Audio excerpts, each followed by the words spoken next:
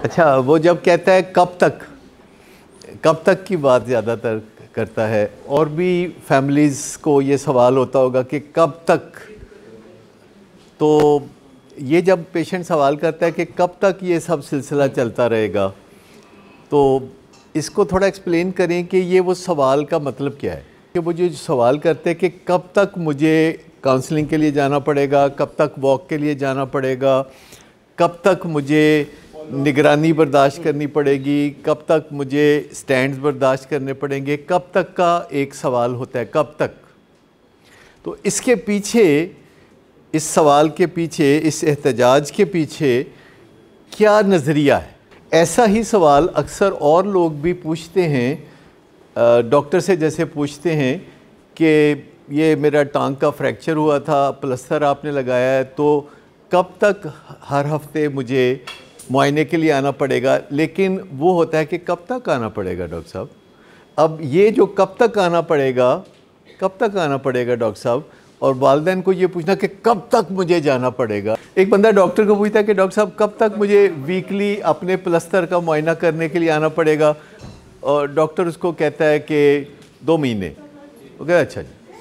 एक है कि डॉक्टर से नहीं पूछता, आमतौर पर घर वालों से पूछता है जिन्होंने इलाज का बीड़ा उठाया था। घर वालों से कब तक मुझे जाना पड़ेगा। तो जो कंप्लाइंस है, जिस बंदे का फ्रैक्चर हो गया था और वो डॉक्टर के पास गया था और डॉक्टर ने प्लस्तर लगाया था, तो वो एक नॉर्मल सवाल करता है ताकि वो अपने कामों को उस तरह ऑर्गेनाइज कर ले और डॉक्टर जो कह रहा है वो उसके ऊपर अमल करे। लेकिन जो वालिदैन को खुद कर पड़ रहा है कि कब तक मुझे ये करना पड़ेगा, तो उसके पीछे ड्राइविंग फोर्स क्या है, नज़रिया क्या है, ताकत कहाँ से आ रही है, ये सवाल कैसे उठ रहा है। ड्राइविंग फोर्स क्या है पीछे, जो ये एक ड्राइविंग फोर्स है कि ऐसे आंखें दिखा के वालिदैन को कहना कि कब तक मैं दवाई खाऊं, जैसे कि वो दवाई अपने लिए नहीं खा रहा, अपने अब्बा के लिए खा रहा है। बस अगर अब्बा को ब्लड प्रेशर हो और उसकी दवाई डॉक्टर कहे कि बेटा खाएगा, ऐसा है कि अगर अब्बा को ब्लड प्रेशर हो और डॉक्टर किसी वजह से दवाई बेटे को लिख दे और बेटा दवाई खाना शुरू कर रहा है और हफ्ते बाद पूछता है कि कब तक मैं ये दवाई खाऊंगा जो असल में आपको खानी चाहिए, वो ये नहीं समझता कि ये दवाई मैं अपने लिए खा रहा हूँ, ये काउंसलिंग मैं अपने लिए कर रहा हूँ।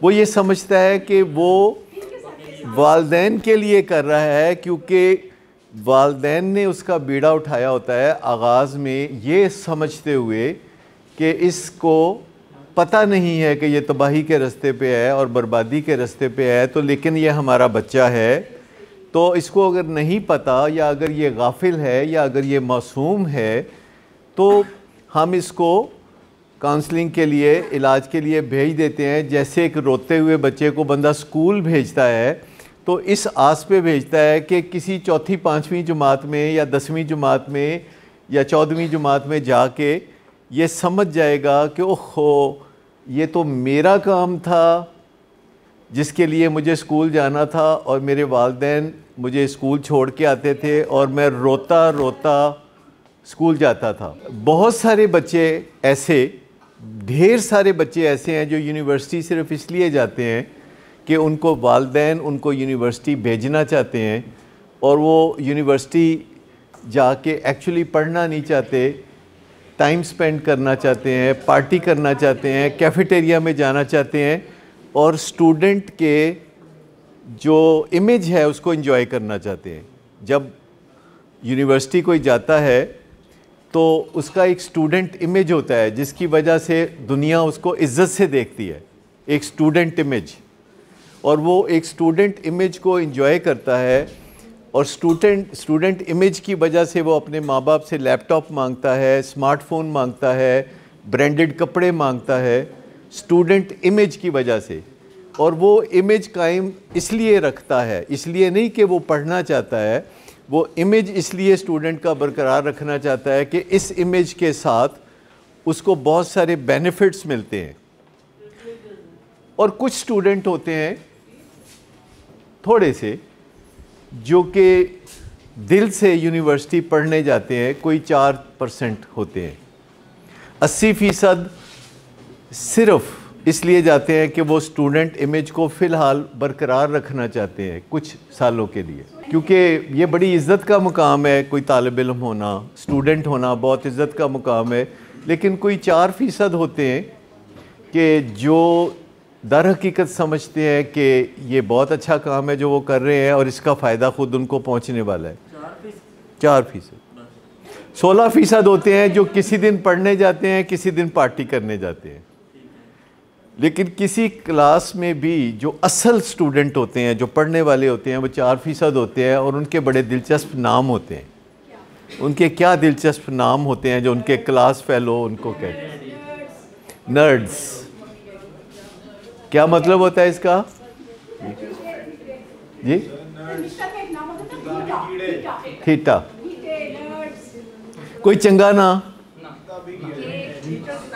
क्योंकि जो मेजॉरिटी होती है, जो कि मेजॉरिटी होती है उसके पास अथॉरिटी होती है। तो जो मेजॉरिटी होती है उसके पास अथॉरिटी होती है समटाइम्स अनफॉर्चुनेटली। और वो ढेर सारे स्टूडेंट जब देखते हैं कि कोई 4 स्टूडेंट बहुत शौक़ से पढ़ रहे हैं, बड़े ज़ौक़ से पढ़ रहे हैं, और ये वो भी नहीं होते जो शाम को अपने वालिदैन को कहें कि मैंने पार्टी पे जाना है, ये वो भी नहीं होते जो वालिदैन से हर रोज़ ढेर सारे पैसे मांगते हैं, ये वो भी नहीं होते जो रातों को देर से सोते हैं। तो इंडिकेशंस तो पता चल जाती हैं कि कौन यूनिवर्सिटी कॉलेज पढ़ने के लिए जाता है और कौन स्टूडेंट इमेज के तहत फ़ायदे उठाना चाहता है। और जो यूनिवर्सिटी जाते हैं, क्या वो वालिदैन से बात करते हुए ये मंज़र पेश करते हैं कि तुहाडे लिए पढ़ रहे हैं? जब अच्छे नंबर की बात आती है तो वो वालिदैन से उसकी कीमत अदा करने के लिए कहते हैं ना कि ये मैंने जो पढ़ के दिया है आपको, तो मुझे इसके लिए फिर आप ये दें। तो इसका मतलब है कि उनके ज़हन में भी होता है कि अपने लिए नहीं मैं कर रहा, वालिदैन के लिए कर रहा हूँ, ताकि मेरे वालिदैन कह सकें कि मेरा बच्चा लम्स में पढ़ता है और मेरा बच्चा ऑक्सफोर्ड में पढ़ता है, मेरा बच्चा हार्वर्ड में पढ़ता है। कि जो बंदा ये कहता था कब तक मैं काउंसलिंग में जाऊँ, कब तक मैं दवाई खाऊँ, कब तक मुझ पे ये स्टैंड्स हैं, कब तक मुझ पे पाबंदियाँ हैं, कब तक मुझे आप निगरानी देंगे, कब मुझे आप ये सब चीज़ों में से आज़ाद कर देंगे। तो वो एक्चुअली क्या कहना चाह रहा होता है? कहते हैं कि मैं ये सब कुछ आपके लिए कर रहा हूँ, कब तक आप अपना बोझ खुद नहीं उठाएंगे, मुझे उठवाते रहेंगे। ये जो बोझ आपका है, जो मैंने उठाया हुआ है, ये कब तक मैं उठाई रखूँगा। तो आप उनसे आगे से ये बात कर सकते हैं या नहीं कर सकते, ये बता दीजिए। कि जब वो कहते हैं कि कब तक मैं ये कष्ट काट रहा हूँ, अच्छा एक आंसर ये है कि जब तक ज़रूरत है, ये असर्टिव आंसर है। लेकिन कब तक, कब तक?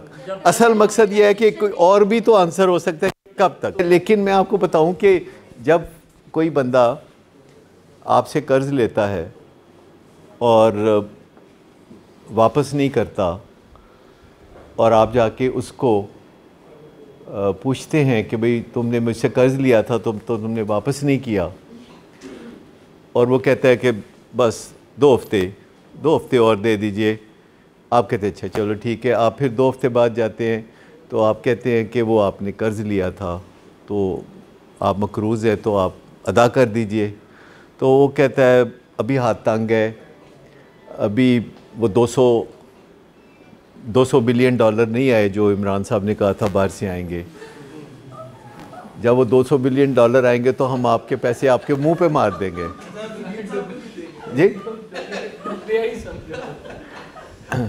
मतलब इस तरह की कोई, तो वो कहता है कि जी वो मेरे एक चचा के बेटे का करीब का हमसाया है जो दूर से गुज़रा था, वो सऊदी अरेबिया जा चुका है और वो जाके तो पैसे भेजेगा, अगर वो पैसे आ गए तो फिर मैं आपके अदा करूँगा। वो कुछ ना कुछ कहेगा ना, तो उसके लिए मुझे 3 महीने और चाहिए। तो आप कहते हैं अच्छा 3 महीने बाद आ जाऊँगा। आप फिर 3 महीने बाद जाते हैं कि भाईजान वो आपने मेरे जो पैसे देने थे वो आप कब तक देंगे। तो फिर वो आगे से कोई एक नया बहाना बनाता है कि यहाँ तो आटा दाल का भी बस बड़ा मसला पड़ा हुआ है, चीनी महंगी हो गई है, मुझे तो चीनी का जायका भी याद नहीं रहा, आप अपने पैसे। तो फिर वो जो है कहता है अच्छा 6 महीने बाद आऊँगा। 6 महीने बाद वो जाता है तो वो जो जिसने पैसे देने थे वो देखते कहता है कब तक तुम आते रहोगे यहाँ पे, कब तक तुम जो है मेरे दरवाजे पर आते रहोगे। अब आप उसे क्या जवाब देंगे? जी, जब तक वापस नहीं करोगे। Very good answer. अच्छा, अब एक बेटा पूछता है कि कब तक मुझे फॉलो अप में जाना है, कब तक मेरे पे स्टैंड है, कब तक? तो आपका जवाब क्या होना चाहिए कि जब तक तुम रिकवर्ड नहीं हो जाते, जब तक तुम पूरी सेहत के हामिल नहीं हो जाते, जब तक तुम पूरे ज़िम्मेदार नहीं हो जाते, जब तक तुम फंक्शनल नहीं हो जाते, जब तक तुम बेहतरीन ज़िंदगी गुजारना शुरू नहीं कर देते, जब तक ये नहीं हो जाता, या जब तक वो नहीं हो जाता, या जब तक वो नहीं हो जाता। तो आप जब वो आपसे एक सवाल करता है कि कब तक, मैं आपको बताऊं कि ये दुनिया का एक बहुत बड़ा फैक्ट है, बिज़नेस की दुनिया में एक बहुत बड़ा फैक्ट है कि लोग आपसे सवाल पूछते हैं और आपको जवाब देना होगा। They ask and you answer. दुनिया की हर वेंचर में, हर बिज़नेस में, हर इंटरेक्शन में, चाहे वो मियाँ बीवी के दरमियान हो, चाहे माँ बाप और औलाद के दरमियान हो, चाहे किसी क्लाइंट के और सर्विस प्रोवाइडर के दरमियान हो, आप इसको अवॉइड नहीं कर सकते कि एक बंदा सवाल पूछता है और आप जवाब ना दें। एक बंदा सवाल पूछता है, आपको जवाब देना पड़ेगा। They ask and you answer. तो मुझे बताइए कि अगर मैं अब आपसे एक नया सवाल कर दूं कि आपके अच्छे दिन कब आएंगे? आपके अच्छे दिन कब आएंगे? जब आप अपने इन बच्चों के सवालों के अच्छे जवाब दे सकेंगे। जब वो कहेंगे कि कब तक मैं काउंसलिंग में जाऊं, तो आप इसका एक इतना खूबसूरत जवाब दें जिससे आपके नसीब खुल जाए। अब इस पे गौर करने की ज़रूरत है ना। आफ्टर ऑल वो एक आपसे सवाल कर रहा है, तो क्या जवाब होना चाहिए? अब ये ठीक कुछ गोल मोल है। सवाल का जवाब ऐसा होना चाहिए कि जैसे रोशनी हो जाए एकदम। जो सवाल वो आपसे पूछता है वो पूछेगा, दुनिया सवाल पूछेगी। आप कोई दुकान पे खड़ी होंगी तो दुनिया आके सवाल पूछेगी। आप कोई बिज़नेस करेंगे तो दुनिया सवाल पूछेगी। आप शाम को खाना बना के अपने खावंद को पेश करेंगी तो वो सवाल पूछेगा खाने के बारे में। There will always be a question. चाहे आप किसी बिज़नेस में हो, घरेलू ज़िंदगी में हो, सोशल लाइफ में हो, सवाल तो पूछा जाएगा। और आप सवाल का कितना अच्छा जवाब देते हैं, इस पे आपके नसीबों का दारोमदार है। क्योंकि कोई भी घर में अगर एक बच्चा जो है ज़रा मुश्किल बच्चा है किसी वजह से, तो अगर आप उसके सवालों का शाफी जवाब दे देते हैं, अच्छा जवाब दे देते हैं, तो जो बाकी बच्चे हैं तो वो तो सवाल ही नहीं करेंगे, वो कहीं सानू समझ आ गई। ये इतना कॉमन सवाल है। ये सवाल नंबर 1 है हर घर के हर पर्चे का। ये सवाल नंबर 1 है कि आपका मरीज़ आप दाखिल करवाते हैं और आपके तीसरे टच एंड गो मीटिंग पे, बल्कि शायद पहले ही टच एंड गो मीटिंग पे, कि मैं तो हूँ छड़ देता नशा, हूँ मैं कितों तिकर तुसी इत्थे रखना है, कब तक? तो वो पूछ रहा है कि कब तक, और आपने भी उसका जवाब देना है कि जनाब जब फ़लाँ चीज़ देखो जो ऑब्ज़र्वेबल हो और मेजरेबल हो। इशारा मैंने दे दिया है कि फ़लाँ चीज़ हो जाए जो कि ऑब्ज़र्वेबल है और मेजरेबल है। यानी आपके जवाब में 2 चीज़ें होनी चाहिए कि जो चीज़ नज़र आ से, फ़लाँ चीज़ जो मुझे नज़र आ जाए। मिसाल के तौर पर आप कहेंगे कि देखो, वो पूछता है कि कब तक मुझे सारी पाबंदियों में से गुज़रना पड़ेगा, मुझे काउंसलिंग पे जाना पड़ेगा, फॉलो अप पे जाना पड़ेगा। तो आप कहते हैं कि देखो जब तुम्हारी दुम निकल आएगी और हम देख सकेंगे क्योंकि ये ऑब्ज़र्वेबल है, और जब तक तुम्हारी दुम 4 फुट लंबी हो जाएगी क्योंकि वो नापी जा सकती है। मैं इस तरह का कोई जवाब, देखो ऑब्ज़र्वेबल का मतलब है कि मैं देख सकूं, यानी जो ये बच्चे हैं मेरे, ये देख सकें। आपके और उनके दरमियान बात वो होनी चाहिए कि जिसको देखा जा सके और नापा जा सके। मिसाल के तौर पर आप कह सकते हैं कि बुध वाले दिन शाम 5 बजे तक, तो उनको पता है कि बुध क्या होता है और शाम को 5 बजे क्या होता है। तो अगर आप कहेंगे कि बुध की शाम 5 बजे तक, तो वो कहेंगे ठीक है, थैंक यू, तो समझ में हो जाएगा ना। तो अब आपने जो भी जवाब देना है, मैं थोड़ा सा आपको ये जो हिंट दे रहा हूँ, तो जो भी जवाब देना है उसके अंदर ये होना चाहिए कि आपका जवाब होना चाहिए जिसमें आप कहें कि जब ये चांद नज़र आ जाएगा तो उस दिन तक, या कोई ऐसा चीज़ जो कि नज़र आए और जिसे नापा जा सके, देखा जा सके, तोला जा सके, जो कि आप अपने बच्चे को बता सकते हैं कि एक तो हमें ये दिखाई दे और तुम्हें भी ये दिखाई दे और हम उसको नाप सकें कि वो कितनी चीज़ है। जब तक तुम हमें 5 किलो चीनी अगर तुम हमें तोल के दे दोगे तब तक, या कोई ऐसी चीज़ बताइए जिसके बारे में आप उसके कोर्ट में बॉल फेंक देंगे कि तुमने सवाल किया है तो ये है तुम्हारा जवाब। जी नहीं, मेरा दिल मुतमिन हो जाएगा, ये आप देख सकते हैं नहीं। जी कोई कंक्रीट चीज़ चाहिए जो कि देखी जा सके और उसको नाप के बताया जा सके कि एनी हो गई है। ये ठीक का क्या मतलब, कहता है जी मैं तो ठीक ही ठीक हाँ। अगर उसे अपना आप ठीक लगता है तो मसला मुझे बताइए कि जो पेशेंट्स हमारे पास ट्रीटमेंट में आते हैं तो ये चीज़ अज़र मन शम्स होती है कि उनकी ज़िंदगी में बहुत बड़ा फसाद है, जिसकी वजह से इतना बड़ा कदम उठाया गया कि उनकी मर्ज़ी के ख़िलाफ़ उनको इलाजगाह में भेजा गया। लेकिन मुझे बताइए कि कितने पेशेंट्स हैं जो आने के 48 घंटे बाद अपने आप को ज़रा भी कसूरवार समझते हैं या ज़रा भी समझते हैं कि उन्हें आने की ज़रूरत थी।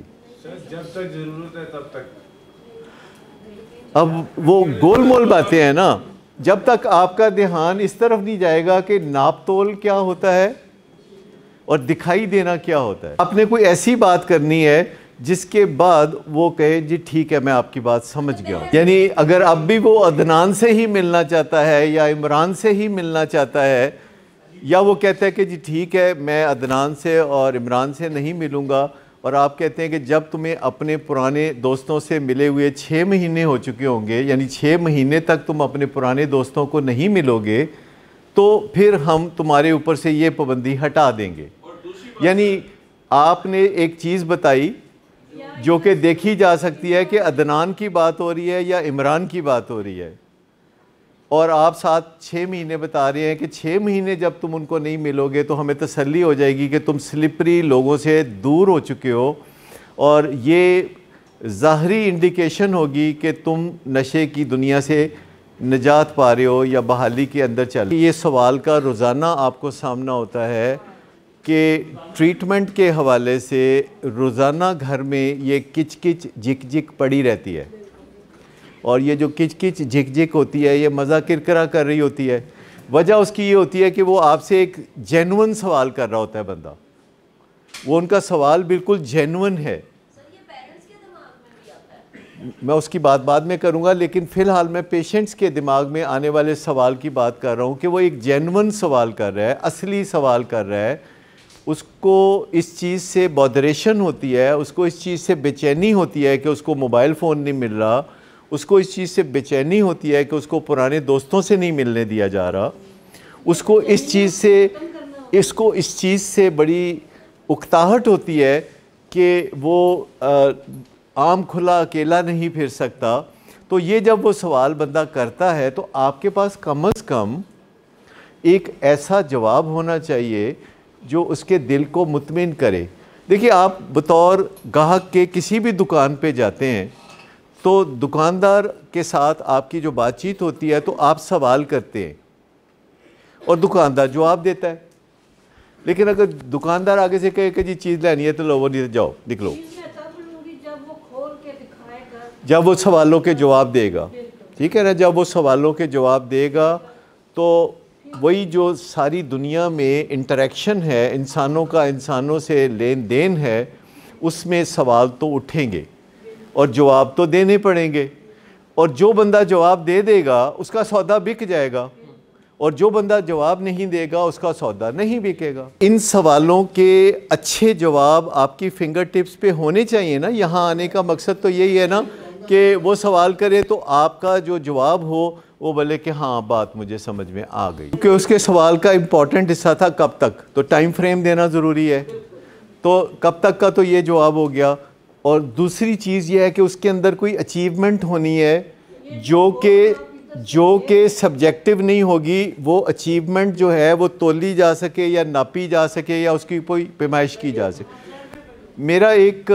मेरे कज़न है, तो वो आए और उन्होंने कहा कि मेरा बेटा है, उसने फ़लाँ कोर्स किया हुआ है और फ़लाँ जगह उसको जॉब के लिए आपकी रिकमेंडेशन की ज़रूरत है, क्योंकि वो वहाँ गया था और उसने वहाँ जाके बताया था कि मैं डॉक्टर साहब का भतीजा लगता हूँ। तो उन्होंने कहा कि अगर हमें डॉक्टर साहब कह देंगे कि तुम अच्छे इंसान हो तो मैं तुम्हें ज़रूर मुलाजमत पे रख लूँगा। तो मैं इसलिए आपके पास आया हूँ। तो मैंने कहा कि आप उसको भी बुला लाइए, उसकी अम्मी को भी बुला लाइए और फिर मेरे साथ बैठ के बात कीजिए। कहते नहीं, सिफारिश तो उस बंदे से करनी है। पर मैंने कहा जिस बंदे की मैंने सिफारिश करनी है, कल को वो मेरे लिए बदनामी का बायस ना बने, तो मैं तो उससे मिलना चाहूँगा और मैं उसके साथ कोई बात करना चाहूँगा।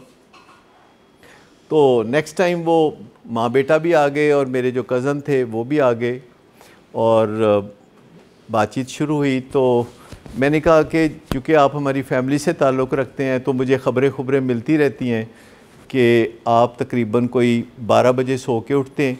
कहता जी नौकरी जो ना हुई। मैंने कहा हाँ मुझे पता है नौकरी जो नहीं हुई। तो आप 12 बजे सो के उठते हैं और उसके बाद अपनी अम्मी के साथ नाराज़गी का इज़हार करते हैं कि मेरे लिए कोई ये नाश्ता बनाया है, और उनके साथ बुरा भला कहते हैं और फिर फरमाइश करते हैं कि फ़लाँ जगह से निहारी और फ़लाना मंगा के मुझे दें। और मैंने कहा वज़न भी आपका काफ़ी ज़्यादा है, तो मैं आपकी सिफारिश करूं और वहाँ टाइम 9 to 5 है, तो आप कैसे पहुँचेंगे? कहते नहीं मैं पहुँचूँगा बिल्कुल, नौकरी जो मैंने करनी है। तो मैंने कहा आप ऐसा करें कि 1 महीना आप सवेरे 7 बजे उठें और उसके बाद वॉक करें अपनी अम्मी के हमरा, और वापसी पे आपके नाश्ता करें और 9 बजे आप रेडी हो जाया करें रोज़, जैसे कि जॉब पे जाने के लिए रेडी होते हैं। तो जब आप 1 महीना ऐसा कर लेंगे तो मैं आपकी सिफारिश कर दूंगा इस जॉब के लिए। कहते हैं या तो फिर ना करने वाली गल्लां होई जांदा। ठीक, वो एक बंदे ने बदलना जो नहीं अपने आप ने। तो कोई ऐसी बात आप मुझे बताइए कि आप अपने बच्चों को नहीं बता सकते हर सवाल के जवाब में, जब वो कहें कि कब तक मोबाइल नहीं। चले सिर्फ अभी हम थोड़ा सिंप्लीफाई कर देते हैं, हम काफ़ी ज़्यादा सिंप्लीफाई कर देते हैं कि वो कहते हैं जी मोबाइल कब तक नहीं मिलेगा। ये तो बक पासिंग है ना कि चलो डॉक्टर ते पा दो, और ये भी होता है, ठीक है। लेकिन मैं ये बताऊँ कि सिर्फ मोबाइल के बारे में क्या आप कह सकते हैं कि जब हमें ये नज़र आएगा 6 हफ्ते तक कि तुम्हारे दिल में अपने स्लिपरी दोस्तों के साथ राब्ता करने की तमन्ना नहीं है, 6 हफ्ते तक जब हमें कोई ऐसा इशारा नहीं मिलेगा कि तुमने अपने पुराने दोस्तों के साथ मिलने की कोई कोशिश की है बाई चांस या बाई डिज़ाइन, तो अगर हमें पता चलेगा 6 हफ्ते तुमने कोई कोशिश नहीं की, तुमने किसी का नाम नहीं लिया, तुमने अकेले जाके उनको मिलने की कोई खुफिया कोशिश भी नहीं की, और तुमने किसी का टेलीफोन पकड़ के भी उनके साथ राब्ते की कोई कोशिश नहीं की, और वो दरवाज़े पे भी आए हैं तो तुमने पैगाम भिजवा दिया है हमारे ज़रिए कि मैं नहीं मिल सकता, मैं माफ़ी चाहता हूँ, तो 6 हफ्ते के बाद आपको मोबाइल मिल जाएगा कि आपकी जो तमन्ना है स्लिपरी लोगों के साथ मिलने की ख़त्म हो गई है, तो 6 हफ्ते बाद आपका मोबाइल मिल जाएगा। आपने विजिबल पे तकिया करना है, क्योंकि आपके पास इनविजिबल तक पहुंचने का रास्ता कोई नहीं, दिल में जाने का रास्ता कोई नहीं, लेकिन आपने हमेशा अपनी ज़िंदगी का दारोमदार विजिबल पे रखना है कि नज़र क्या आता है और फिर उसके पीछे क्या है उसका अंदाज़ा लगाना है। यानी आपने जो नज़र आता है उसी पे गुजारा करना है, जो नज़र नहीं आता उसका हमें क्याफ़ा लगाना है, जो नज़र आता है उससे बंदा क्याफ़ा लगा सकता है उस चीज़ का जो नज़र नहीं आता। जब आप दुनिया से मिलते हैं तो आप उनके बाहर के हालात से उनके अंदर का थोड़ा अंदाज़ा लगा सकते हैं, लेकिन आप उनके दिल में एग्जैक्टली सीना खोल के उनके दिल में जाके पता नहीं कर सकते। तो आपने ग्रेसफुली तकिया करना है विजिबल पे कि आपका बेटा विजिबली क्या कर रहा है, वो इनविजिबली क्या कर रहा है, इसके बारे में बेचैन नहीं होना। जबकि मैंने देखा है कि आप सब लोग बहुत ज़्यादा बेचैन होते हैं उस चीज़ के बारे में जो नज़र नहीं आ रही, और उस चीज़ पे ज़्यादा नज़र नहीं डालते जो कि नज़र आ रही है। मुझे बताइए, आप में से कितने हैं जो बच्चा जब वॉशरूम में जाके अंदर से कुंडी लगाता है तो आपकी जान पे बन जाती है 3 मिनट हो गए ने आया नहीं, 5 मिनट हो गए ने निकलिया नहीं बाहर, आवाज़ का दी आई है। मतलब मुझे बताइए, कोई बंदा वॉशरूम में गया हो और आप हिसाब लगाएं कि आवाज़ का दी आई है। ये खालसतन अपने आप को बेचैन करने की ज़रूरत है। कल मैं एक टॉक शो सुन रहा था, टॉक शो नहीं था, वीलॉग था। एक बंदा बातें कर रहा था अकेला, आजकल पता है ना वीलॉग्स होते हैं। तो एक बंदा अकेला बातें कर रहा था, तो बातें उसके करते करते आवाज़ आई ठा ठा करके, एक हल्की सी आवाज़ आई ठा। तो उसने क्या कहा, कहता है घबराना नहीं, ए मेरे प्रोड्यूसर दी डायरी डिगी है, तो ओदी आवाज़ आई है और कुछ नहीं होया। तो फिर अपनी गल अगे शुरू हो गया। यानी मतलब उसको इतना कॉन्शियस है, आपने भी सुना है, वो इतना कॉन्शियसनेस जो है उसकी थी। तो मुझे बताइए कि जब कोई बंदा चला गया वॉशरूम में और उसमें 5-7 मिनट या 10 मिनट या 15 मिनट लग गए हैं, तो आप अपने कोई काम करें, आप उसके चक्कर में क्यों पड़े हुए हैं? जो वाशरूम तो बाहर आएगा तो ड्यूटी फिर शुरू होती है। मतलब है कि अगर वॉशरूम में जाके उसने नशा किया है तो मुनीब कह रहे हैं कि आपको तो किसी लेबॉर्ट्री में जाने की ज़रूरत ही नहीं है। मुझे बताएं, आप में से कितने हैं जिनको किसी लेबॉर्ट्री में जाके टेस्ट करा के पता करने की ज़रूरत है कि इसने नशा किया कि नहीं? कितने हैं जिनको लेबॉर्ट्री जाने की ज़रूरत है? वैसे ही पता चल जाता है ना, सारा वैसे ही पता चल जाता है। जब वैसे पता चल जाता है, जब आप इतने करू लोग हैं कि आपको वैसे ही पता चल जाता है, तो आप इनविजिबल के पीछे क्यों जाते हैं? तो हमने एक बात निभाई, कब तक मैं काउंसलिंग में जाऊं? कुछ चीज़ें होती हैं जो दुनिया में तयशुदा मंसूबों के तहत होती है। मिसाल के तौर पर आप मैकडॉनल्ड में जाते हैं और वहाँ 4 काउंटर हैं और चारों काउंटर पे लाइनें लगी हुई हैं, और एक पे 7 लोग हैं, एक पे 5 लोग हैं, एक पे 3 लोग हैं और एक पे 2 लोग हैं। तो नॉर्मली आप किधर जाएंगे? जो 2 लोग हैं तो आप उधर चले जाएंगे। लेकिन क्या आप में से कोई ऐसा करेगा कि 4 में से किसी लाइन पे भी चले जाएंगे लेकिन अगे जाके खुलो जाएंगे, मैनू बर्गर चाहिए? तो ऐसे कर सकते हैं? क्यों? एक प्रोटोकॉल है, एक स्टैंडर्ड प्रोटोकॉल है। तो जब आप को ये पूछेगा कि मैं कब तक काउंसलिंग पे जाऊंगा, तो क्या आप में से किसी को पता है कि उसका प्रोटोकॉल क्या है? आपको किसी को प्रोटोकॉल पता है? क्या आपने कभी, आप में से किसी ने गूगल पे जाके देखा कि जो बंदा रिहैब से आता है उसको फॉलो अप ट्रीटमेंट के लिए कितना अरसा जाते रहना चाहिए? उसका प्रोटोकॉल कोई पता किया आप में से किसी ने? 24 मंथ्स, 2 ईयर्स, ये बातें आती हैं। 24 मंथ्स या 2 ईयर्स या इस तरह की जब बातें आती हैं, तो फिर आप कहते हैं कि ये कौन कह रहा है? तो पता चलता है कि WHO ने कहा है, ये वहाँ की नाइडा ने कहा है, अच्छा ये विलिंगवेज भी कहता है, अच्छा ये कनाडा की फलां रिहैब वाले भी यही कह रहे हैं। तो आप अगर ये चीज़ें करके रखें तो आप उसे बताते हैं कि देखो भाई प्रोटोकॉल है, और वो 24 महीने का या 2 साल का है, तो वो कहते हैं जी मैं अनुभव कितने लिखा है, ठीक है? वो कहते हैं कि जी मुझे दिखाइए। तो आप उसे, जो गूगल पे सब आपने वो पढ़ा हुआ है, वो रिसर्च बेस्ड है, और उसको फिर काउंटर चेकिंग हो रही है एक जगह से दूसरी जगह से। आप कहते नहीं है अमेरिका वाले एवं कर देने, मैनू कैनेडा तो दिखाओ। फिर आप कहते कनाडा वाले एवं कर देने, मैनू यूके तो दिखाओ, मुझे जर्मनी से दिखाओ, ठीक? तो कुछ ना कुछ वो कहे नहीं, हमारा कल्चर बहुत अच्छा है, फैमिली यूनिट बहुत अच्छा है, हम बहुत गट्स वाले हैं, फलाना है ढमकाना है। तो एटलीस्ट अब आप कह रहे हैं, मुद्दत बता रहे हैं, कब तक की मुद्दत है? 2 साल, और उसके पीछे आप वज़न डाल रहे हैं एक गैर जानबदार बॉडी का, जो WHO है या नाइडा है या अल्कोहलिक्स अनोनिमस है और आप कहते हैं कि अच्छा ये अल्कोहलिक्स अनोनिमस क्या है, तो ये उन लोगों की बॉडी है, उन लोगों की अंजुमन है जिन्होंने नशा छोड़ा होता है और दुनिया में इसके जो मेंबरान हैं उनकी तादाद कोई 15 करोड़ तक है, 15 करोड़ तक।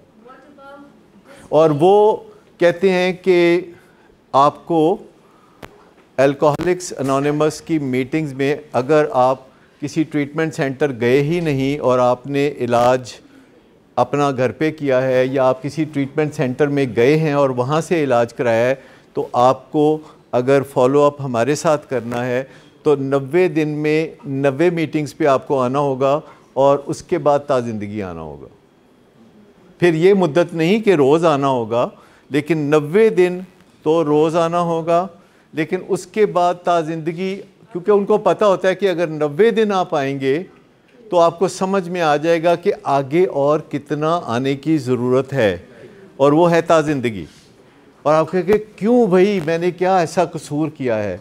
तो आप कहते हैं कि नहीं, आपने कोई कसूर नहीं किया, आपको एक बीमारी हुई जिसका जो इलाज है वो ताज़िंदगी चलता रहता है, चाहे वो इलाज 15 दिन में एक दफ़ा जाना हो, चाहे वो इलाज 6 माह में एक दफ़ा जाना हो, चाहे वो रोज़ जाना हो। ये डॉक्टर की राय के ऊपर फिर डिपेंड करता है कि रोज़ जाना है या कुछ दिनों के बाद जाना है। तो आपको कब तक का जवाब, तो आपको समझ में आ गई कि they ask questions and you have to answer.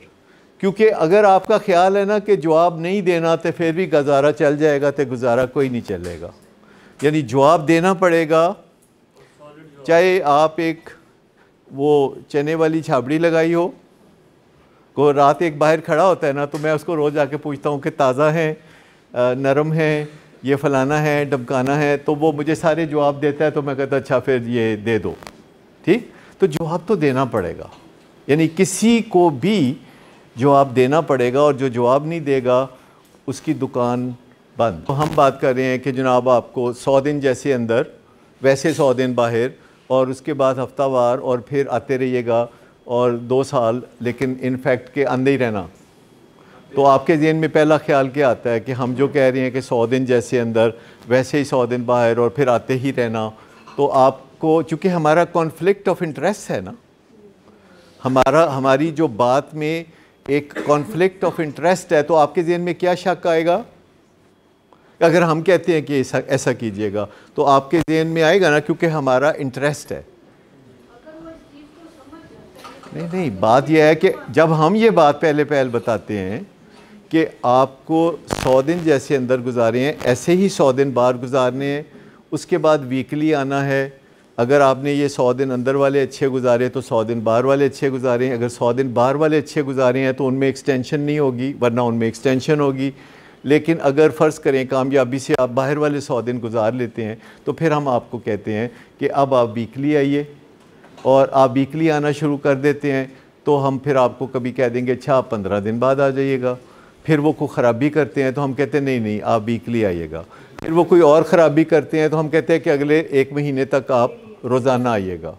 तो फिर ये बदलता रहेगा। लेकिन जब हम ये बातें करते हैं इब्तदाई तौर पर एज़ फर्स्ट इंफॉर्मेशन, यानी आपको सबसे पहले हमसे ये इंफॉर्मेशन मिलती है, तो ह्यूमन ब्रेन में एक एलिमेंट होता है जिसे शक का एलिमेंट कहते हैं, क्योंकि कॉन्फ्लिक्ट ऑफ इंटरेस्ट नज़र आता है ना।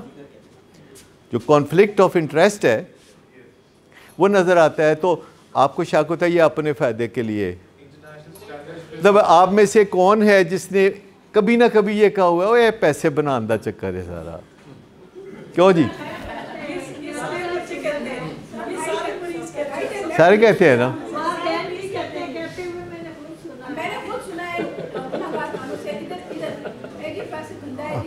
हाँ जी बिल्कुल, जी बिल्कुल, हाँ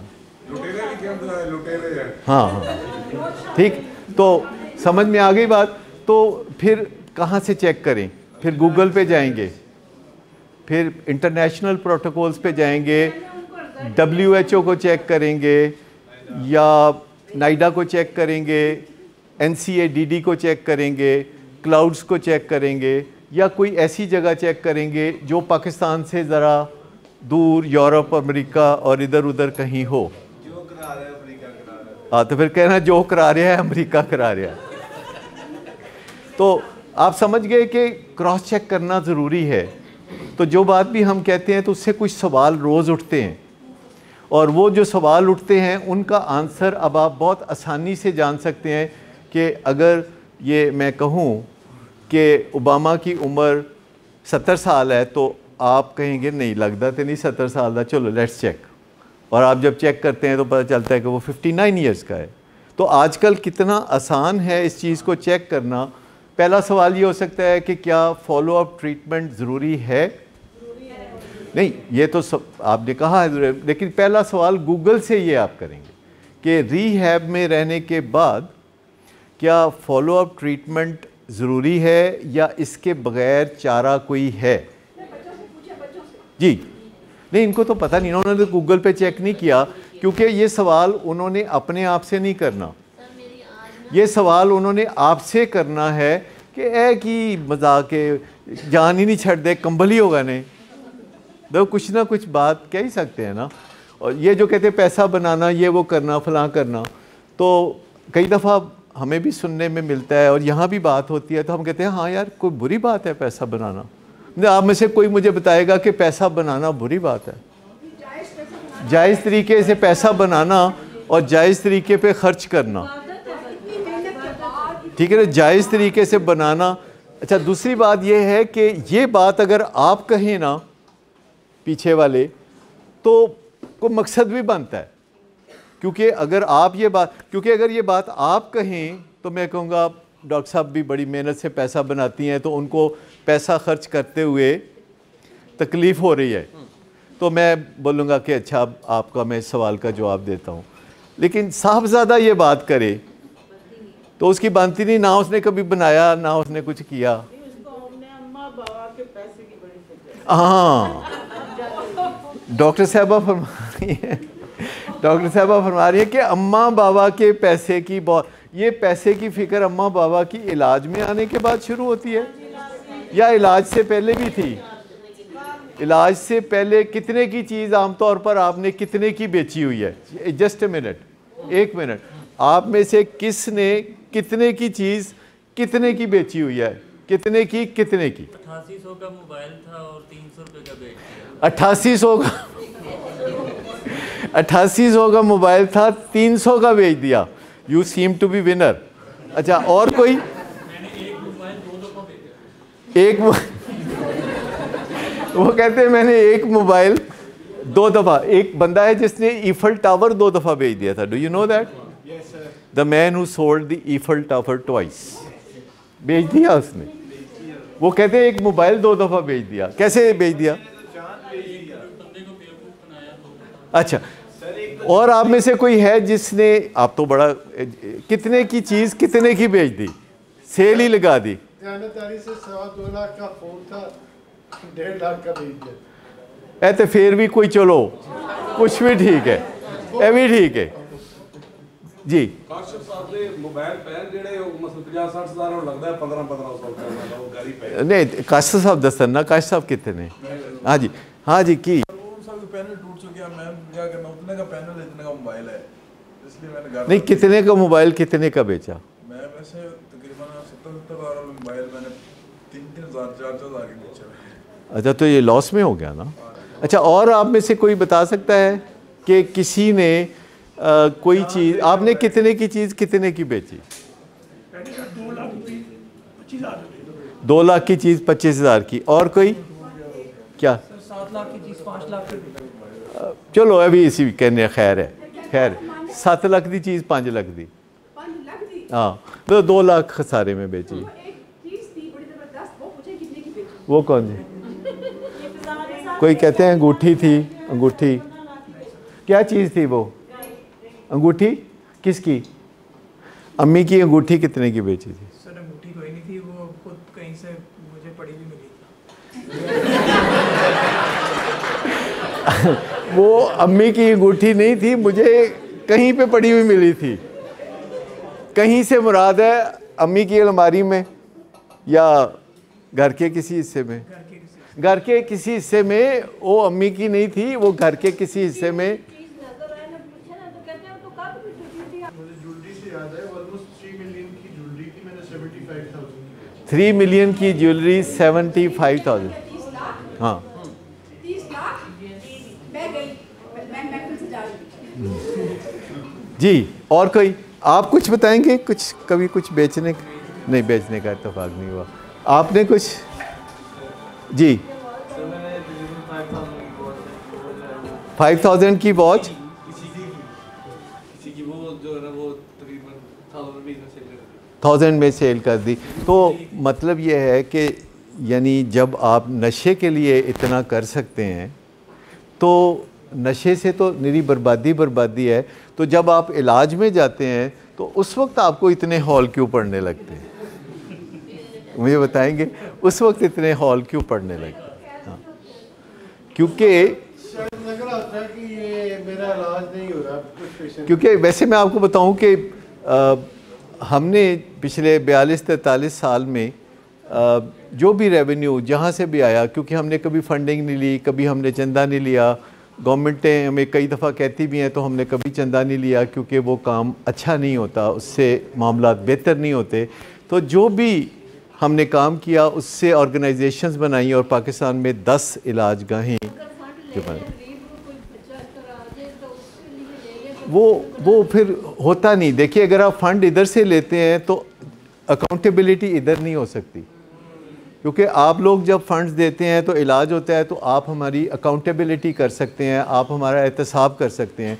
अगर फ़ंड हम हॉलैंड से लेते हैं, फ़ंड हम कनाडा से लेते हैं, तो फिर आपके साथ तो हम आंख भी नहीं मिलाएंगे। मुझे आज तक समझ में नहीं आ सकी। मैं आपको बताऊं कि कोई 20 साल पहले की बात है, डायबिटिक्स इंस्टीट्यूट के सेशंस हुआ करते थे, कोई 20 साल पुरानी बात है। तो उन सेशन में एक खातून आई तो उन्होंने एक दिन, जो अक्सर आया करती थी डायबिटीज़ काउंसलिंग के लिए, तो उन्होंने एक घड़ी क्लॉक जो तकरीबन होगा 1000 की वैल्यू का होगा, वो उन्होंने दिया। तो मैंने कहा कि सॉरी हमारी पॉलिसी नहीं है कि ये ले सकें, आप मेहरबानी करके ये ना दीजिए। और उन्होंने क्लॉक वापस लेके चली गई, लेकिन उनको मैंने आज तक 20 साल से नहीं देखा। वो वापस नहीं कभी आई, इतना नाराज़ हो गई। तो हमने अपनी पॉलिसी थोड़ी बहुत बदली कि अच्छा अगर कोई मिठाई दे देता है तो अब हम ले लेते हैं, पहले वो भी नहीं लेते थे। कोई केक दे देता है तो वो ले लेते हैं, या इस तरह की। तो वो सिर्फ़ आपकी दिलजोई के लिए हम ऐसा करते हैं। असल में हम आपके देनदार हैं, असल में तो हम आपके देनदार हैं।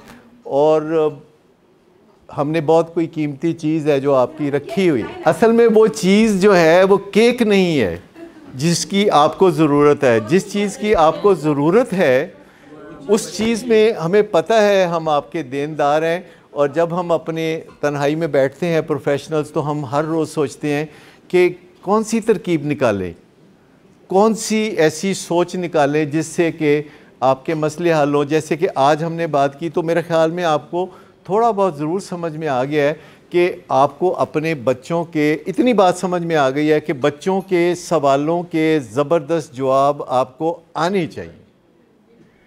अभी ये कब आएंगे? देखिए अगर आप यूनिवर्सिटी में दाखिल हुए हैं तो आपको पहले दिन बताया जाएगा कि 2 साल के बाद आपको कुछ सवाल दिए जाएंगे जिनके जवाब आपको आने चाहिए।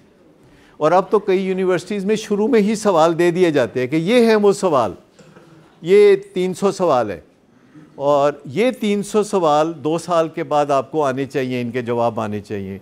तो मेरा ख्याल है कि हमें भी आपको at the beginning of the treatment कुछ 21 क्वेश्चंस लिख के दे देने चाहिए कि by the end of the treatment इन 21 सवालों का जवाब आपको अच्छी तरह से आना चाहिए, क्योंकि आपके बच्चे ने ये सवाल आपसे बहुत बार बार पूछना है और आप मुंह छुपाते फिरेंगे। जब इंसानों को ज़रूरत महसूस हुई कि वो डिस्टेंस से बात कर सके तो उन्होंने लैंड नंबर ईजाद किया।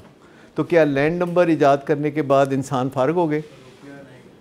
उन्होंने कहा कि नहीं, बंदे का चेहरा भी नज़र आना चाहिए और ये भी होना चाहिए। मैं जो बात कर रहा था वो सिंपल सी बात ये कर रहा था कि आपको आंसर्स करने चाहिए, ना सिर्फ इन बच्चों को करने चाहिए। आपके घर में जो 4 साल का बच्चा है ना, वो भी पूछता है कुद के पुछदा है वो कोई घट नहीं, क्योंकि वो ज़माना गया जब कोई सवाल नहीं होता था, वो बुज़ुर्गों से कोई बात ही नहीं होती थी। मैंने सारी ज़िंदगी में अपने अब्बा जान से आधा घंटा से ज़्यादा बात नहीं की, सारी ज़िंदगी। वो 96 ईयर्स तक उन्होंने ज़िंदगी पाई, और यानी आप यूँ समझ लें कि आज से तकरीबन 13 साल पहले उनकी वफ़ात हुई, तो तकरीबन 50 साल तकरीबन 55 साल उनके साथ गुज़रे, और उनके साथ मैं आधा घंटा भी बैठा रहता था।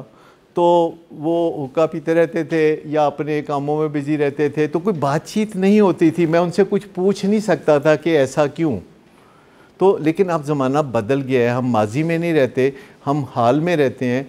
और अगर वही पॉलिसी मैं अपने बच्चों के साथ इख्तियार करूँगा कि उनके सवालों के जवाब नहीं दूँगा, तो बहुत मसला हो जाएगा। तो आपको यहाँ ये सीखना होता है कि सवालों के जवाब क्या देने हैं, और ये 21 सवाल हम फ्रेम करेंगे।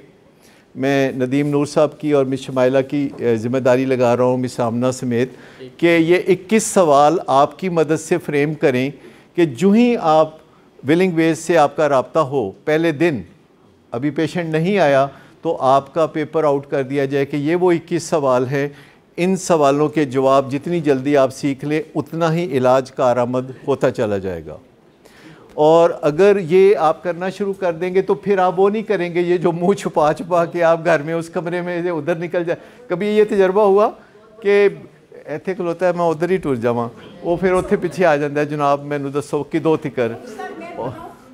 ये किसी का तजर्बा हुआ कि तुसी अगे तो वो पिछे जी, ये हुआ तजर्बा, और आप मुंह छुपाते फिरते कि मैं किधर जाऊँ। ये जो अवॉइडेंस बिहेवियर है, ये इसकी बजाय जो एक्टिव कोपिंग है, अवॉइडेंस यानी किसी चीज़ को अवॉइड करना, टाल मटोल करना, किसी चीज़ को पीछे छोड़ के कहीं और बढ़ जाना, उसकी बजाय बेहतर रवैया है एक्टिव कोपिंग। एक्टिव का मतलब आप समझते हैं, कोपिंग का मतलब है कि निब्बड़ लो। तो कोई भी चीज़ हो तो आपका ये नज़रिया होना चाहिए कि मेरा ख्याल है कि मैं निब्बड़ लवां। ये जो नज़रिया है ये समर सॉल्ट है, ये एक उल्टी का लफ्ज़ जी। देखिए वो शुरू में हमें निबड़ना नहीं ना आता तो इसलिए नाराज़ हो जाते हैं। शुरू में खाना बनाते हैं तो जल जाता है ना, तो क्या आप खाना बनाना छोड़ देते हैं? आप खाना बनाना नहीं छोड़ेंगे। इंसान ने अज़ल से जब खाना बनाना शुरू किया तो आपको पता है घी का इस्तेमाल क्यों शुरू किया? इंसान ने घी का इस्तेमाल सिर्फ इसलिए शुरू किया कि वो पेंदे के साथ खाना चिपक के तो जल जाता है, और कोई वजह मौजूद नहीं थी कि घी या तेल का इस्तेमाल किया जा सके। और फिर जब नॉन स्टिक बर्तन आ गए तो इंसानों ने घी डालना फिर भी नहीं छोड़ा, क्योंकि वो उसकी वो आदत हो चुकी होती है। तो हमें भी जो पुरानी चीज़ें हैं उनको बदलना चाहिए कि अगर हम कहते हैं कि जान छुड़ाएं या किसी तरीके से भाग जाएं, तो उसका जो प्रोक्रेस्टिनेशन है या अवॉइडेंस है जो कि एक एडिक्शन है, उसका जो अल्टरनेट है वो है एक्टिव कोपिंग। और एक्टिव कोपिंग के दो हिस्से हैं। पहला हिस्सा है जो आपके खालिस अपने दिमाग के अंदर सोच विचार से ताल्लुक़ रखता है। इसमें आपको किसी की मदद की ज़रूरत नहीं। आप मेडिटेट करें, किसी जगह मसल्ले पर बैठ जाएं, आंखें बंद करें, अपने सांस को आते जाते महसूस करें, और फिर आप उस मसले के बारे में सोचें और उससे मुंसलिक एंग्जाइटी को फेस करें। ये उसका कॉग्निटिव हिस्सा है। दूसरा हिस्सा है बिहेवियरल, कि फिर जाएं कि अच्छा फिर पाजी की गल करनी सी, तुसी करो गल, आगे बढ़ के तो जाके तो आप बात करें। देखिए वायलेंस तब होगा जब आपको काम करना नहीं आता। मुझे बताइए कि किसी थोड़ी से अगर आप कील ठोक रही हो तो कई दफ़ा अंगूठे पे लग जाता है ना, तो क्या इसकी वजह क्या है? क्यों लग जाता है? कि आपको वो काम करना नहीं आता। ठीक है ना। अगर आप अपने बेटे से बात करते हैं और उसके नतीजे में कोई फसाद होता है तो कुछ ज़िम्मेदारी आप ज़रूर कबूल करें कि हमारी हैंडलिंग में कोई प्रॉब्लम था, हमने कोई काम ठीक तरीके से नहीं किया। क्या आप ये मानने के लिए तैयार हैं कि जब घर में फसाद होता है हमारा किसी के साथ, तो उसमें हमारा भी हाथ होता है? होता है। ये आहिस्ता आहिस्ता पता चलता है कि किस तरह हम उस झगड़ालू बंदे के साथ जिससे भी हमारा वास्ता हो, हम कैसे उसकी मदद करते हैं कि वो चौके छक्के लगाए। अगर हमें सही तरीक़ेकार आता हो, जो यहाँ आप सीखते रहते हैं कि क्रूशल कन्वर्सेशन कैसे करते हैं, क्रूशल कन्फ्रंटेशन कैसे करते हैं, ये सारी चीज़ें आप यहाँ सीखते रहते हैं। लेकिन मैं आपको बताऊँ कि जो सबसे इम्पॉर्टेंट बात है वो ये है कि ये आपके बच्चे हैं, ये कभी आप भूल नहीं सकते। चाहे मैं भुलाने की कोशिश भी करूं तो आप भूल नहीं सकते, चाहे सारा ज़माना भुलाने की कोशिश करे तो आप भूल नहीं सकते कि ये आपके रिश्तेदार हैं। और ये सिर्फ आपके रिश्तेदार नहीं, अब ये हमारे भी रिश्तेदार हैं, क्योंकि हमारा रिश्ता इनके साथ क्लाइंट का, प्रोफेशनल का है, ये भी एक रिश्ता होता है। हमारी फैमिली होती है, हमारे फ्रेंड्स होते हैं और हमारी कम्युनिटी होती है, सबके साथ हमारा रिश्ता होता है। और हमारी ज़िंदगी, खुशी और हमारी माकूलियत और हमारी हेल्थ का जो दारोमदार है वो रिश्तों पर है कि हम रिश्तों में कैसे हैं। ये बात हमें बड़ी देर से समझ आती है कि सबसे अहम चीज़ हमारा इंसानों से रिश्ता है, यानी फैमिली से, फ्रेंड से और कम्युनिटी से। और ये 3 जगहों में अगर हमारा रिश्ता बेहतरीन है तो आप समझें कि हमारी उम्र लंबी है, चाहे हमारी जीन्स ख़राब हों और हमारी खुशी बहुत बेहतरीन होगी, चाहे हमारे पास बहुत ज़्यादा दौलत ना हो। जो साइंटिफिक रिसर्च है उससे पता चला है कि दुनिया में सबसे ज़्यादा अहमियत रिश्तों की है। और वो रिश्ते किन के साथ हैं? हमारे फैमिली के साथ, फ्रेंड्स के साथ और कम्युनिटी के साथ। कम्युनिटी, महल्लेदार, शहर वाले, दूर पार के लोग, यानी सारे लोग सोसाइटी के। तो मैं ये कहने वाला हूँ कि ये एक रिसर्च है जिससे पता चला है, और वो रिसर्च हार्वर्ड स्टडी कहलाती है। हार्वर्ड मेडिकल स्कूल की एक स्टडी है जिसका मैं ज़िक्र करने लगा हूँ कि 1938 में, 1938 में एक स्टडी स्टार्ट की गई हार्वर्ड मेडिकल स्कूल में कि लोगों की खुशी, लोगों की ज़िंदगी और तवालत उम्री का राज क्या है। तो उन्होंने उस वक्त हार्वर्ड मेडिकल स्कूल के जो स्टूडेंट्स हैं, ग्रेजुएट्स हैं, उनमें से 368 को एनरोल किया। उनको उन्होंने लिख लिया कि इनको हमने पीछा करना है इनका, कि इनका क्या बनता है। और जो पहले उसके डायरेक्टर थे उनका नाम था क्लार्क, जिन्होंने इस स्टडी को डिज़ाइन किया और इस स्टडी को लेके चलना शुरू किया।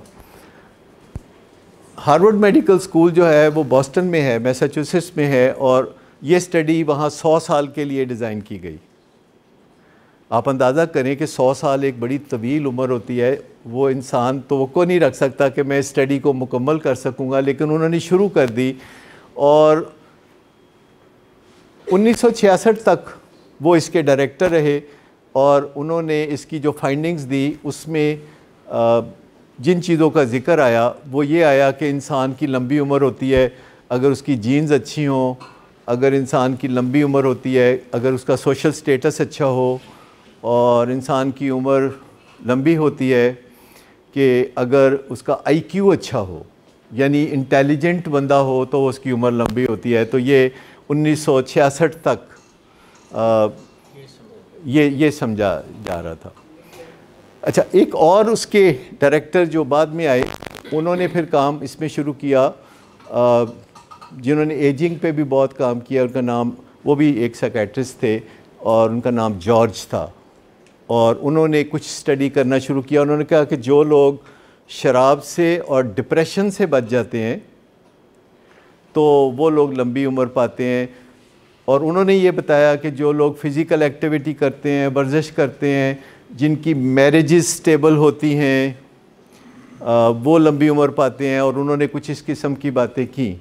और उसके जो मौजूदा डायरेक्टर हैं वो भी एक साइकेट्रिस्ट हैं और उनका नाम है डॉक्टर रॉबर्ट बिलिंगर, और वो अभी भी ज़िंदा हैं और वो इस स्टडी को आगे बढ़ा रहे हैं। और रिसेंटली उन्होंने इस स्टडी के जो नताइज हैं वो पेश किया। हर 10-15 साल के बाद वो कहते हैं कि अब तक ये पता चला है, अब 83 ईयर्स हो गए हैं उस स्टडी को। जो 368 उन्होंने स्टूडेंट्स को उसमें एंगेज किया था, तो चंद साल के बाद, 15-20 साल के बाद दूसरे डायरेक्टर ने आके बॉस्टन के अंदरूनी शहर जो है, अंदरूनी शहर, उसके लोगों को भी उसमें एनरोल कर लिया। पाटील वारी, टकसाली, दिल्ली दरवाज़ा जो ये थे, तो वहाँ से भी उन्होंने कोई 450, 459 मेरा ख्याल है, 459 जी, हाँ, वहाँ के लोग, हर किस्म के लोग जो अंदरून शहर वाले थे, तो उनको भी ले लिया। लेकिन मैं आपको बताऊँ कि शुरू में इस स्टडी में सिर्फ मर्द थे, क्योंकि उस वक्त जो यूनिवर्सिटी थी वो ऑल मेल यूनिवर्सिटी थी। आपको सुन के हैरत होगी कि फ़कत 83 साल पहले अमेरिका की कोई यूनिवर्सिटी ऑल मेल यूनिवर्सिटी थी, उसमें को एजुकेशन नहीं थी। बाद में जो दूसरे डायरेक्टर हैं उन्होंने कहा कि इनके जो बच्चे हैं उनको भी शामिल कर लेते हैं, और फिर बच्चों के बच्चों को भी शामिल कर लेंगे, और इनकी बीवियों को भी शामिल कर लेंगे, ताकि स्टडी के नताइज ज़्यादा वाज़े नज़र आना शुरू कर दें। एक जो थे जो कि हार्वर्ड से उसमें शामिल हुए थे, वो जॉन एफ कैनेडी थे, जो कि मशहूर व मारूफ इंसान है, और उनमें से जो 368 ऐड किए थे, उनमें से आज के दिन में 19 ज़िंदा है, 19 उसमें से ज़िंदा हैं, और उनकी उम्रें 90 से 95 साल के दरमियान है। बाद में जो उनके बच्चे शामिल किए गए 1970-75 के करीब, उनकी तादाद 1300, और उनकी उम्रें 50 और 60 के दरमियान। और स्टडी जब मैच्योर होना शुरू हुई तो हर तरफ से घूम फिर के ये चीज़ें सामने आनी शुरू हुई कि जो रिलेशनशिप है, ये कुंजी है असल कामयाबी की, रिलेशनशिप। जब 1938 में वो स्टडी शुरू हुई तो एम्पैथी का कोई ज़िक्र नहीं था, अटैचमेंट का कोई ज़िक्र नहीं था, इंसानों के साथ इंसानों की मोहब्बत का, इंसानों के साथ इंसानों के रिश्ते का कोई ज़िक्र नहीं था। उस वक्त ज़िक्र ये था कि अगर कोई जिम जाता है तो ये बहुत अच्छी बात है, बस काफ़ी है, और बाकी चीज़ें भी इंसानों की कि जीन्स अच्छी हैं, अगर खुराक अच्छी है, अगर उनके पास पैसे हैं, अगर उनके पास खाना अच्छा है, अगर उनकी हाइजीन अच्छी है, तो ये जो फिज़िकल एस्पेक्ट्स हैं ये बहुत बेहतर समझी गई। लेकिन जो आखिरी डायरेक्टर हैं रॉबर्ट, उन्होंने कहा कि इंसानों की लंबी ज़िंदगी, सेहत और ख़ुशी के लिए 3 चीज़ों की ज़रूरत है। नंबर 1 रिलेशनशिप, नंबर 2 रिलेशनशिप, और नंबर 3 रिलेशनशिप। और रिलेशनशिप में उन्होंने कहा फैमिली के साथ, और उन्होंने कहा कि फ्रेंड्स के साथ, और कम्युनिटी के साथ। कम्युनिटी, मेरे लिए कम्युनिटी जैसे आप हैं, तो मैं कई दफ़ा ये सोचा करता था कि मुझे इससे खुशी क्यों, जी, तो मुझे कई दफ़ा हैरत होती थी कि मुझे इससे क्यों खुशी मिलती है जब मैं आपसे मिलता हूँ। यानी ख़ुसूसन जब आपको 6 महीने या 8 महीने गुजर चुके होते हैं, फेमिलियरिटी हो चुकी होती है, मेल मिलाप हो गया होता है, तो आपसे कोई वैसे खून का रिश्ता नहीं है, वैसे किसी दोस्त के ज़रिए भी आप नहीं मिले होते, लेकिन खुशी क्यों होती है। फिर दूसरे लोग जो वर्क प्लेस पे साथ मिलते हैं तो उनसे मिल के खुशी क्यों होती है, जो फ्रेंड्स हैं, और जो फैमिली है उनसे मिल के खुशी क्यों होती है, जिनके साथ आपका ब्लड या कॉन्ट्रैक्चुअल रिलेशनशिप होता है। तो ये जो, एक मिनट, ये जो हार्वर्ड स्टडी है ये अभी भी जारी है, और उसमें वो बताते हैं कि जो रिलेशनशिप है ये इससे ज़्यादा इम्पॉर्टेंट है जितना कि माजी में समझा जाता रहा। मसलन वो कहते हैं कि अगर 50 साल की उम्र में किसी का कोलेस्ट्रॉल ख़राब हो तो उससे ज़्यादा फ़र्क नहीं पड़ेगा, लेकिन अगर उसके अपनी बीवी के साथ ताल्लुकात ख़राब हैं तो उससे बहुत बुरा असर पड़ेगा उसकी ज़िंदगी पे। यानी कोलेस्ट्रॉल जो है अगर ख़राब है तो चलेगा, लेकिन अगर बीवी से ताल्लुकात ख़राब है 50 साल की उम्र में तो समझें खैर नहीं है। और फिर उन्होंने इसकी वजाहत की, उन्होंने कहा कि अगर छोटी मोटी किच रोज़ होती है तो खैर है, मतलब किच जिहड़ी होंदी रहिंदी है ना, तो कोई फ़र्क नहीं पैंदा, इहदे नाल सेहत नहीं ख़राब होंदी। लेकिन अगर एक पार्टनर या दोनों पार्टनर ये समझते हैं कि मुश्किल वक्त में ये मुझे छोड़ के चला जाएगा, तो फ़र्क किससे पड़ता है? चला गया तो चला गया, वो तो फिर सूरज निकल आया ना। लेकिन बात यह है कि इससे कोई फ़र्क नहीं पड़ता। छोटी मोटियाँ झड़पां जड़ियाँ ने ना, नहीं साहब, हम सब भी तो खुश हो रहे हैं ना आपके साथ, तो कोई गल नहीं, उन्होंने हसन दो ना, तो तुसी नहीं हंसदे भला, तुसी नहीं हंसदे। मैं ये सिर्फ कहने लगा हूँ कि ये जो सरहदी झड़पें होती रहती हैं किसी मियाँ बीवी में, छोटी मोटी सरहदी झड़पें जो हैं, इससे इंसान की सेहत ख़तरे में नहीं पड़ती। ये जो किच किच होती है इससे सेहत ख़तरे में नहीं पड़ती।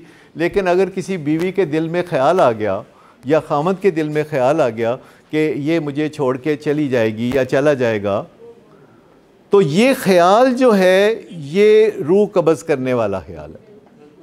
अब आपको समझ में आ गई कि छोटी मोटी बर्तन खड़कने, छोटी मोटी गड़बड़ों से कुछ नहीं होता। झिक झिक होती रहे, बहुत मियाँ बीवी को देखा है झिक झिक करते रहते हैं, लेकिन फिर एक दूसरे के बगैर वो रह भी नहीं सकते। मैं जानता हूँ एक साहब को जो सारी ज़िंदगी अपनी बीवी के साथ झिक झिक करते रहते थे, तो आखिर में उनकी वाइफ क़ज़ाए इलाही से दुनिया से चली गई और वो अपने बेटे के पास दुबई चले गए। तो एक दिन मैंने उनके बेटे से पूछा कि क्या हाल है उनका। कहता है डॉक्टर साहब तुसी बड़े हैरान होवोगे कि रोज़ मोहम्मद रफ़ी के गाने ला के ना तो बीवी नूं याद करते रहेंगे। मैं कहता करेंगे नहीं याद, उनकी 50 साल रफाकत थी, 60 साल तकरीबन उनकी रफाकत थी।